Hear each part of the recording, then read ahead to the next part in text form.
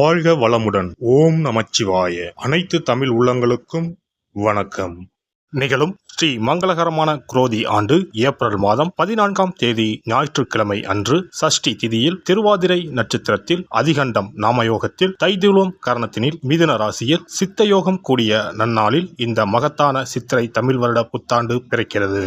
சித்திரை மாத கிரக நிலைகளை பார்க்கும்போது மேச ராசியில் குருவுடன் சூரிய பகவான் உள்ளார். கன்னி ராசியில் கேது பகவானும், மீன ராசியில் புதன், சுக்கிரன், ராகு பகவான் உள்ளனர். கும்ப ராசியில் சனி பகவானும் செவ்வாய் பகவானும் உள்ளனர். இந்த ஆண்டு சித்திரை மாதத்திலேயே குரு பகவான் 12 ஆண்டுகளுக்கு பிறகு ரிஷபராசிக்கு இடப்பெயர்ச்சி ஆகிறார். 30 ஆண்டுகளுக்கு பிறகு சனி பகவான் மீனராசி சென்று ராகுவுடன் இணைய போகிறார். பிறக்க போகும் குரோதி தமிழ் புத்தாண்டில் 2 கிரக உச்சத்தையும் ஒரு நீசபங்க ராஜயோக கிரகத்தையும் தன்னுடைய கோச்சாரமாக கொண்டுள்ளது.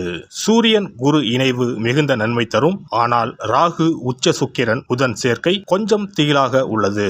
அதேபோல் சனி செவ்வாய் சேர்க்கையும் நன்மை தருவதாக இல்லை. எனவே இந்த வருடம் நன்மை எவ்வளவு அதிகம் உள்ளதோ அதே அளவு கெடுதலும் உள்ளது.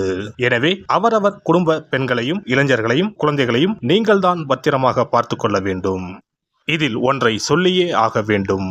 நினைப்பதை நல்ல செயலாக நினையுங்கள். ஏனெனில் கொஞ்சம் கோக்குமாக்கு யோசனை எட்டி பார்க்கும். வேறென்ன, ஒரு துணையை செட்டப் பண்ணலாமா என்று ரொம்ப நாளாக மனதில் ஓடிக்கொண்டே இருக்கும். இந்த மாதிரி விளங்காத யோசனைகள் எல்லாம் வேண்டாம். செல்வம் செல்வாக்கு பெருக, நல்ல நட்பு கிடைக்க, முயற்சிகளில் முன்னேற்றம், வாழ்வின் அபிவிருத்தி என இவை சார்ந்து சிந்தனை செய்யுங்கள். இந்த வருடம் அத்தனையும் நடக்கும். நல்லன எல்லாம் கைகூடி வரும். சுக்கிரனை ராசி அதிபதியாக கொண்ட ரிஷபராசி அன்பர்களே, ராகு பகவான் லாபஸ்தானத்திலும் கேது பகவான் பூர்வ புண்ணிய ஸ்தானத்திலும் பயணம் செய்கின்றனர். குரு பகவான் 12ஆம் வீட்டில் இருந்து உங்கள் ராசிக்கு ஜென்ம குருவாக இடப்பெயர்ச்சி அடைய போகிறார். சனி பகவான் ஆண்டு இறுதியில் விரயஸ்தானத்திற்கு வரப்போகிறார். செய்யும் தொழிலில் முன்னேற்றம் ஏற்படும். பதவி உயர்வும் சம்பள உயர்வும் இந்த ஆண்டு கிடைக்கும். தண்ணீரில் கண்டம் இருப்பதால் ஆறுகள் அருவிகளில் குளிக்கும் போது கவனமாக இருப்பது நல்லது. இந்த ஆண்டு பல ஆலயங்களில் தரிசனம் செய்வீர்கள். ஆன்மீக பயணங்களால் உங்கள் வாழ்க்கையில் அற்புத மாற்றங்கள் ஏற்படும். குரு பகவான் மே 1ஆம் தேதி முதல் உங்கள் ஜென்ம ராசியில் பயணம் செய்கிறார். ஜென்ம குரு என்பதால் பண விஷயத்தில் கவனம் தேவை. எவருக்கும் வாக்குறுதி கொடுப்பதோ பணம் நகையை யாருக்கும் இரவல் தருவதோ வேண்டாம். உடல் ஆரோக்கியத்தில் கவனம் தேவை. அசைவ கார உணவுகளை குறையுங்கள்.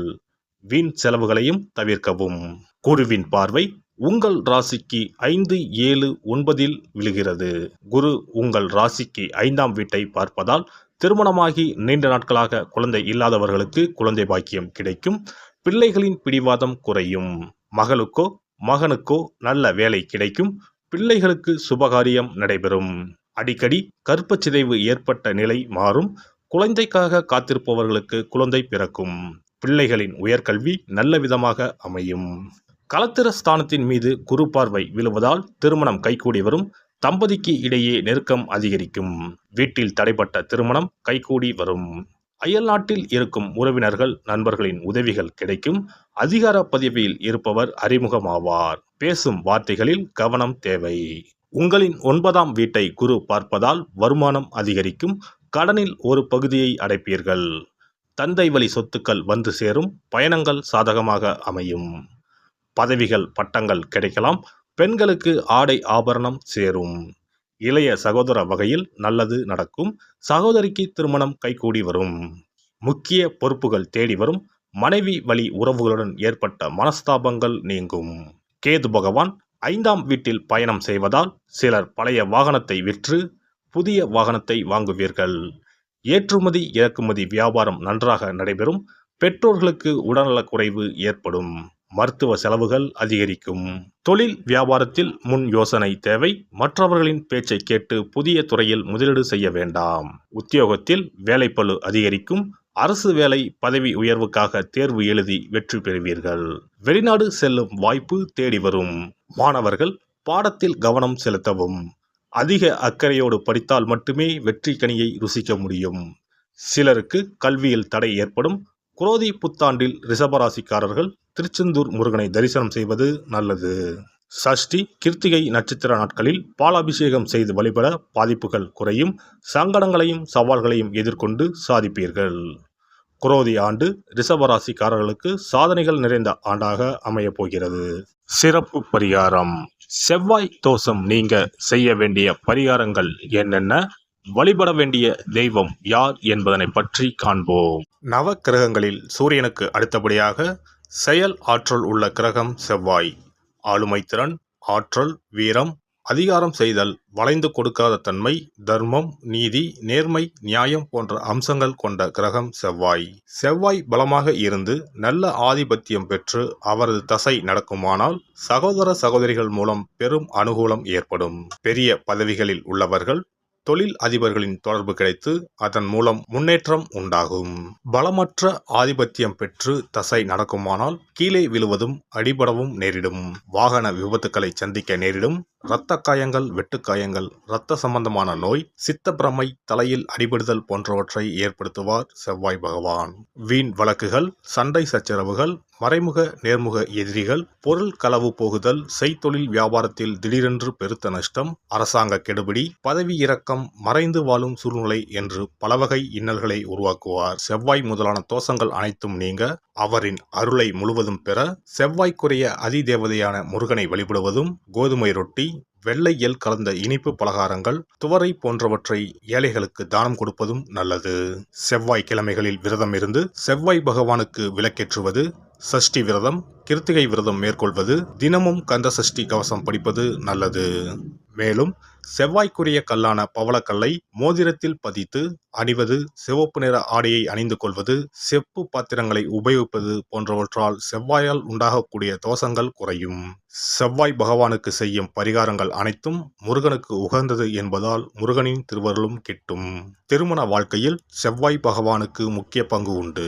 திருமணத்துக்கு வரன் பார்க்கும்போது பிள்ளைக்கோ அல்லது பெண்ணுக்கோ செவ்வாய் தோஷம் இருக்கிறதா என்றுதான் முதலில் கேட்பார்கள். அந்த அளவுக்கு செவ்வாய் தோஷம் மிகவும் முக்கியமானதாக பார்க்கப்படுகிறது. ஒருவரின் ஜனன ஜாதகத்தில் லக்னம், சந்திரன், சுக்கிரன் ஆகியோருக்கும் செவ்வாய் இருக்கும் இடத்திற்கும் உள்ள தொடர்பை கொண்டுதான் செவ்வாய் தோஷம் ஒருவரின் ஜாதகத்தில் எந்த அளவுக்கு வலிமையாக இருக்கிறது என்பதை கணிக்க முடியும். செவ்வாய் தோஷம் இருக்கிறது என்றால் நம்பிக்கையோடு மிக எளிய பரிகாரங்களை செய்வதன் மூலம் தோஷ நிவர்த்தி பெறலாம். செவ்வாய் தோஷம் என்பது திருமண தடையை ஏற்படுத்துவது மட்டுமல்லாமல் மேலும் பல இடையூறுகளையும் ஏற்படுத்தும். எனவே செவ்வாய் பகவானை செவ்வாய் தோறும் செவ்வாய் ஹோரையில் வழிபடுவதும், செவ்வாய்க்குரிய கடவுளான முருகப்பெருமானை 9 நெய் தீபம் ஏற்றி வழிபடுவதும் செவ்வாய் தோஷத்தினால் ஏற்படக்கூடிய அசுப பலன்களின் தாக்கத்தை பெரிதும் குறைக்கும் என்பது ஐதீகம். செவ்வாய் தோஷம் ஒருவருக்கு இருந்து ஒருவருக்கு இல்லை என்றால் திருமணம் செய்யக்கூடாது என்பது சாஸ்திரம். இருவருக்கும் இந்த தோஷம் இருந்தால் திருமணம் செய்து வைக்கலாம் என்று சிலர் சொல்வார்கள். ஆனால் பொதுவாக தோஷம் ஒருவருக்கு இருந்தாலும் சரி அல்லது இருவருக்குமே இருந்தாலும் சரி, தக்க ஜோதிடர்களை ஆலோசித்து முறைப்படி பரிகாரங்கள் செய்வதுதான் சரி. செவ்வாய் தோஷத்தால் திருமண தடை உள்ளவர்கள் வைத்தீஸ்வரன் கோவிலுக்கு வந்து அரச மரத்தடி விநாயகர் ஆதி வைத்தியநாதரை வழிபட்டு ஆலமரத்தை சுற்றி வர வேண்டும். வைத்தியநாத சுவாமி, தையல்நாயகி அம்மன், செவ்வாய்க்கு அதிதேவதையான முருகப்பெருமானை வழிபட வேண்டும். சன்னதியில் உள்ள செவ்வாய் பகவானுக்கு சிகப்பு வஸ்திரம் சாத்தி அபிஷேகம் செய்து பரிகாரம் செய்ய தடைகள் நீங்கும். இந்த வீடியோ பதிவு உங்களுக்கு பிடித்திருந்தால் லைக் பண்ணுங்க, கமெண்ட் பண்ணுங்க, ஷேர் பண்ணுங்க, மறக்காம சப்ஸ்கிரைப் பண்ணுங்க, பக்கத்துல இருக்கிற பெல் பட்டனை கிளிக் பண்ணுங்க. நன்றி, வணக்கம். ஓம் நமச்சிவாய. சிவாய நம.